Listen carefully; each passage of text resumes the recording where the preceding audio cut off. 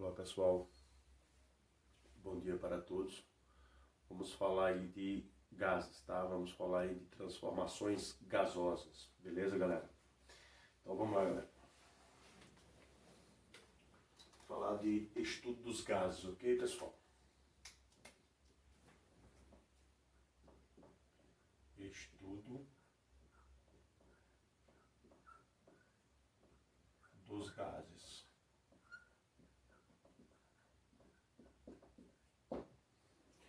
Então, galera, para estudar sobre os gases, primeiro precisamos saber o que é um gás, né? Então, para você saber qualquer informação sobre o estudo dos gases, é necessário que você compreenda o que é um gás, né? O que é um gás? Nós temos o seguinte, ó. Nós temos o seguinte aí, ó. Um gás é uma substância, ela é considerada que ela está no estado gasoso, né? Na verdade, no estado de gás, né? Quando ela está com temperatura superior à temperatura do ponto crítico, certo? Então você tem uma temperatura ali fixa e quando ela passa daquela temperatura, nós dizemos que ela se formou um gás. Então o gás é quando você tem uma substância com temperatura superior à temperatura do ponto crítico. Então ela é chamada de gás, é classificada como gás, beleza? Então, ó, para nós termos aqui o gás, certo? É necessário que tenha uma temperatura superior à temperatura do ponto crítico. Então, temperatura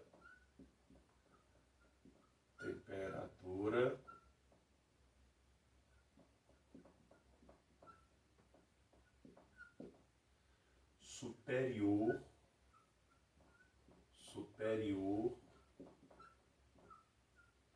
ao ponto crítico, tá galera?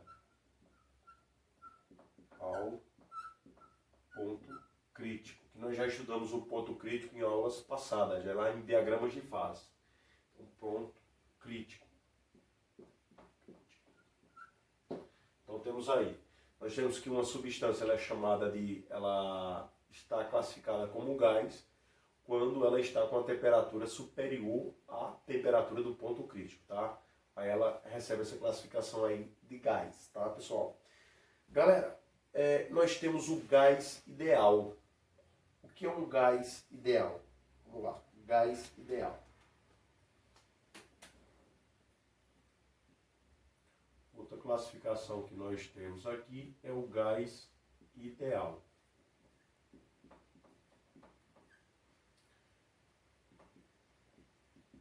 O gás ideal, galera, é aquele gás encontrado na natureza, tá? Então é aquele gás que nós encontramos na natureza no seu estado normal, certo? Então ele vai ter uma pressão aí de 1 atm, certo? Ele vai ter uma pressão de 1 atm, tá galera? Ele vai ter uma pressão de 1 atm, né? E vai estar a temperatura ambiente. Então, o que vai acontecer? A pressão de 1 atm, então nós temos a classificação do gás ideal por 3 objetivos principais, né? 3 objetivos principais que ocorre entre as moléculas do gás. Então, um dos principais que nós temos é que as moléculas para um gás ideal, elas só interagem entre si, tá? Elas só interagem entre si após a colisão. Então, a primeira característica aqui é ao se colidirem, né? Então, nós temos aí a colisão entre as partículas, ou seja, entre as moléculas. Então, nós temos colisão entre as moléculas. Então, nós temos colisão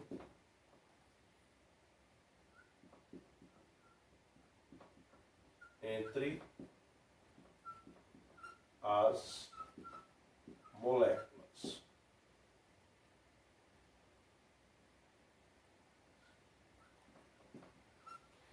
Então nós temos aí a interação entre as moléculas, né?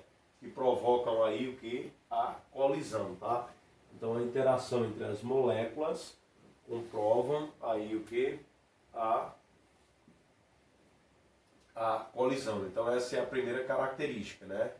Então elas vão ocorrer a colisão apenas entre elas, beleza? A outra característica que nós temos, galera, é que além delas colidirem entre si, ela possui movimento desordenado. Então a outra característica é que nós temos movimento desordenado. Movimento desordenado.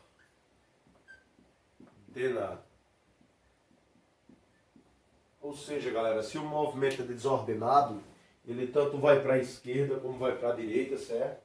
Ele tanto vai para cima como vai para baixo.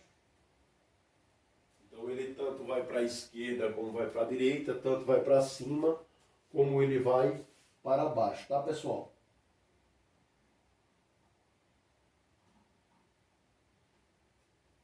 Ok, gente? E nós temos aí o seguinte, ó. Então nós temos colisão entre as moléculas, né? Nós temos um movimento desordenado e nós temos que a colisão entre as moléculas e entre as paredes do recipiente é elástica. Nós temos colisão elástica. Colisão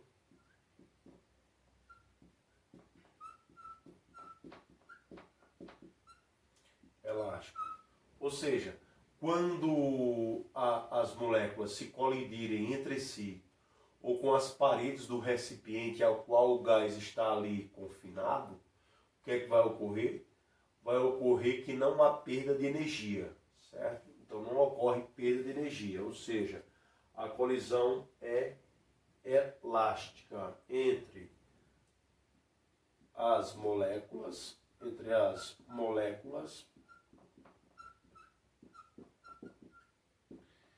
e entre as paredes do recipiente. Paredes do recipiente, tá, galera?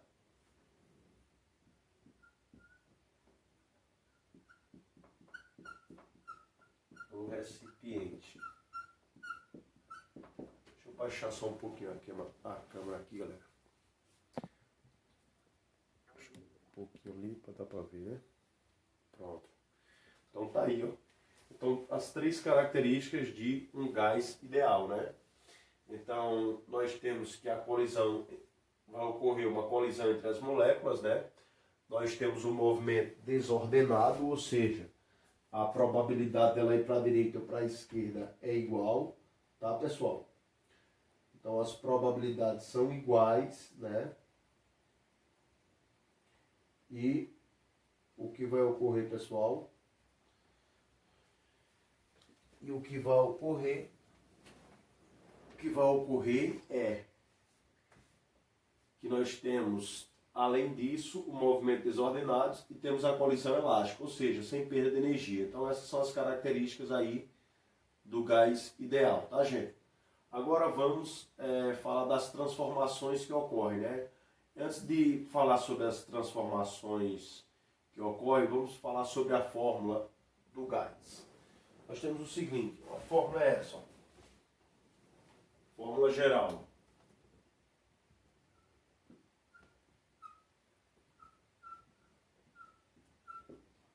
Fórmula geral. Se nós fizer uma análise de uma amostra, certo? E nós, nessa amostra, temos uma pressão, temos uma temperatura, certo? E temos um volume. Então nós vamos ter que, nessa nossa amostra, temos que analisar uma pressão inicial, um volume inicial e vamos dividir pela temperatura. Então quando nós analisamos a amostra e observamos aí a pressão, observamos, só um minutinho pessoal, quando nós analisamos a pressão, analisamos o volume e a temperatura, observamos que eles permanecem constantes, essa divisão. Se multiplicarmos a pressão vezes o volume e dividir pela temperatura, esse valor ele permanece constante. Isso quer dizer que isso vai ser igual a um P2 V2 sobre T2. Então, se nós pegarmos a amostra e analisar ela em dois períodos, né, em dois pontos distintos, nós teremos que a multiplicação da pressão vezes o volume dividido pela temperatura é um valor constante. Então, isso indica que P1V1 sobre T1 é igual a P2V2 sobre T2, ou seja, a equação geral aí, né, a fórmula geral dos gases. Então, tá aqui, pessoal. O que vai ocorrer agora, pessoal? O que vai ocorrer agora é o seguinte, nós temos que P1 vezes V1 sobre T1 vai me dar um valor constante, ou seja, CTE. CTE quer dizer constante. Então, o que vai ocorrer aí? Vai ocorrer várias transformações gasosas ao longo do tempo. E essas transformações, certo? Elas medirão o quê? Elas medirão aí que alguém pode ser constante. Beleza? Então, ficará uma informação sobre uma das variáveis de estado. As variáveis de estado é a pressão, a temperatura e o volume. Então, uma das variáveis de estado, ela permanecerá constante. Ou seja, teremos aí as transformações gasosas, né? Então, agora vamos falar um pouco das transformações gasosas.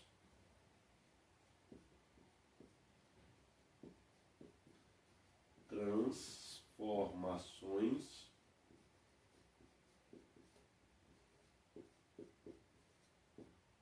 gasosas.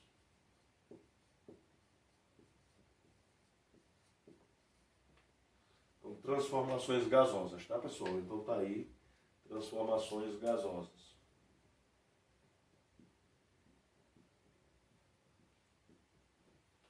As transformações gasosas, elas, na verdade, nós temos três e temos uma que é associada à física também, né? Que é a transformação adiabática. Na verdade, quatro, né? Podemos colocar aí as quatro. Então, vamos à primeira, é a transformação isotérmica, tá, pessoal? Vamos para a transformação isotérmica.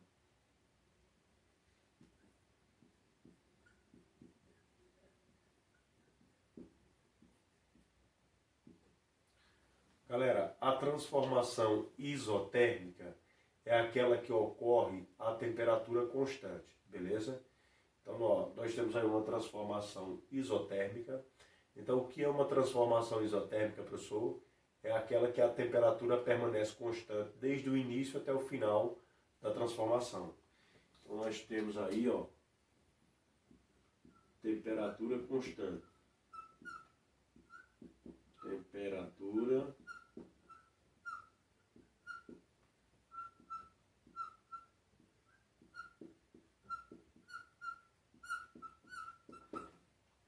temperatura permanece constante, tá, galera? Então, a transformação isotérmica é aquela que a temperatura permanece constante. Então, eu tenho temperatura constante desde o início até o final do processo. Então, se aqui é a equação geral, ó, então P1V1 sobre T1 é igual a P2V2 sobre T2, então eu tenho que tirar quem? Tenho que tirar a temperatura, porque a temperatura vai permanecer constante, ó. Então, eu vou tirar esse termo aqui, ó. Como esse termo aqui não muda, então eu cancelo ele na fórmula. De maneira que fica assim, ó. A fórmula fica P1 vezes V1 é igual a P2 vezes V2. Beleza?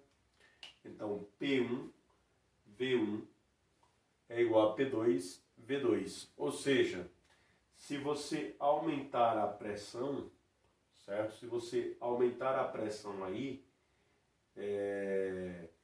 e o volume, então digamos que aqui é 1, aqui é 2, e eu aumentar o volume, então a pressão ela tende a cair, ou seja, pressão e volume são inversamente proporcionais, certo? Pressão e volume são inversamente proporcionais, ou seja, o P, vou colocar aqui em cima, galera. Pressão e volume são inversamente proporcionais.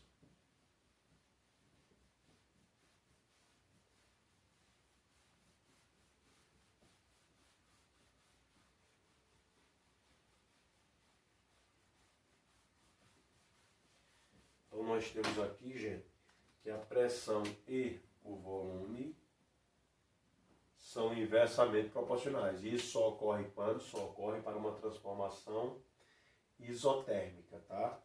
Então nós temos aqui que P e V na transformação isotérmica são inversamente proporcionais. São inversamente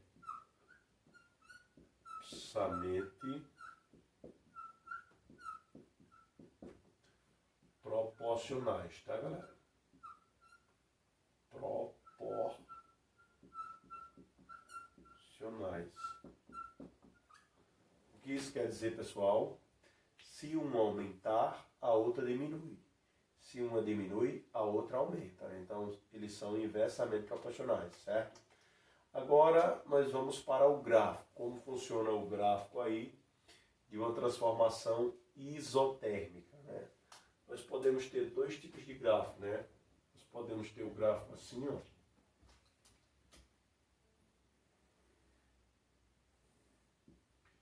Em que aqui em cima temos a pressão, né? E aí nós temos uma curva assim, ó. Então veja que eu tenho aqui o ponto que eu vou chamar de A. Aqui eu vou ter um ponto que eu vou chamar de B. Então ele está saindo, galera, de A para B, ó. Então ele está saindo de A para B. Então o que nós vamos observar? Que aqui no ponto A eu tenho uma temperatura TA. Beleza? Aqui no ponto A eu tenho uma pressão PA. Só que quando eu vou para um ponto B, eu tenho uma temperatura. Eu tenho uma... Aqui é o volume, galera. Eu tenho um volume VA e aqui eu tenho um volume VB. Beleza? Então veja que o volume aumentou. Ele estava a essa distância do zero, ó. O volume estava a essa distância do zero, agora ele está a essa distância do zero. Então o volume aumentou. E o que ocorreu com a pressão, professor? A pressão diminuiu, ó. Então nesse ponto aqui, nós temos que a pressão ela diminuiu. Ou seja, pressão diminui e volume aumenta. Então isso aí nós chamamos de expansão. Então nós temos aí, galera, uma expansão isotérmica, beleza? Então temos uma expansão isotérmica presente nessa transformação, ok, galera? Beleza? Então, digamos um exemplo, vamos fazer um exemplo rapidinho. Exemplo. Digamos que nós temos uma transformação isotérmica em que a pressão P1 vale 1 atm e o volume ele vale 1 litro. Beleza? Aí a pressão ela duplica, a pressão duplica, ou seja, 2 atm, e eu quero saber quanto vale o volume. Então eu jogo na fórmula P1 V1 é igual a P2 V2. E aí eu vou achar o valor, né? Substituindo, galera. Substituindo, eu vou botar aqui em cima, ó. O P1 vale 1, né? o volume vale 1, a pressão é 2 e o volume 2 é o que eu quero. 1 vezes 1 é 1 e o 2 está multiplicando, ele passa dividindo. Então vai ficar 1 dividido por 2, ou seja, o V é 1/2 ou 0,5 litros. Então, enquanto a pressão duplicou, o volume caiu pela metade, né? Então, o volume é 0,5 litros. Então, pressão duplica e volume cai pela metade. Beleza, galera? Valeu, galera. Até a próxima semana. Tudo de bom para vocês. Tchau, tchau.